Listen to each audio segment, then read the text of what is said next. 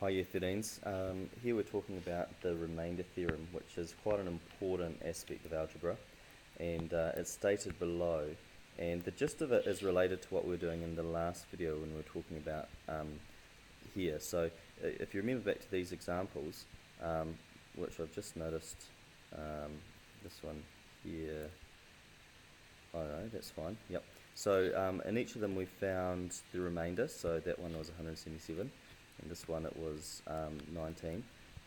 So with each of these, yeah, that's wrong. That should be 173, and that should be 173 there. Yep. So you probably noticed that when you watched that video anyway. But anyway, the point is that we found the remainders in both cases by going through long division, and that's one way to find a remainder. But if all you want is the remainder, that's the longest way to do it. And there's a much shorter way to go about that, and that's using the remainder theorem, which says if you divide by x minus a, the remainder is simply p of a. And so looking at this example here, if we're talking about what is p of a, well, p of a is what we're dividing into, so x squared, sorry, I'll say p of x, not p of a, x squared minus 3x plus 5.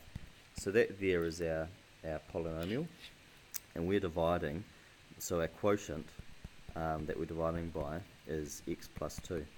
And so what our theorem here is saying is that whatever you're dividing by, the other sign of it substituted in will give you the remainder.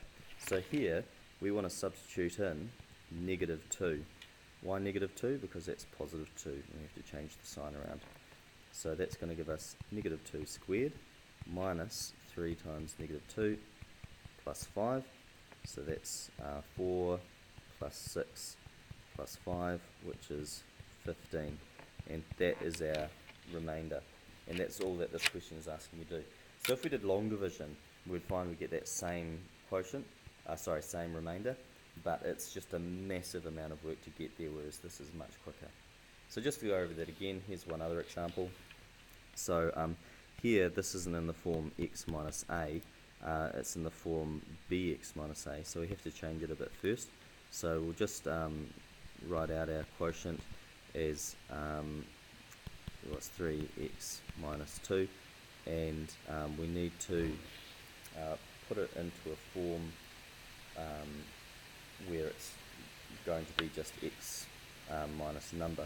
Now, if you think of when you're dividing something, or if you're thinking of polynomials, one way to, like say if you had 3x minus 2 and x plus 3, when you're solving it, your two solutions are going to be x equals negative 3, and your solution from this is going to be 3x minus 2 equals 0, and so you divide both sides by 3, so x minus 2 over 3 equals 0, and that's going to help you get to your solution of x equals 2 over 3. So we're going to use that same principle here to write our quotient in a different manner, if you like. And so we're going to write our quotient as x minus 2 over 3 in this case. Okay, so our polynomial that we're dividing into is x cubed minus 2x plus 1, and so we're going to put 2/3 into this instead of x, and so p of 2/3, notice I've lost the negative, is going to be 2 over 3 cubed minus 2 times 2 over 3 plus 1. Oops, so that's going, stay away, that's going to be 8 over 27 minus 4 over 3 plus 1. So 4 over 3 is the same as 36 over 27, and that's the same as 27 over 27. So 8 minus 36, it's going to be negative 28, plus 27, so that's going to be negative 1 over 27, and that's our remainder. Okay, So just be aware of if you've got that coefficient in front of x, you have to rearrange that so that you've got just x minusing a single number. But that should get you sorted for exercise 12.02. Thank you.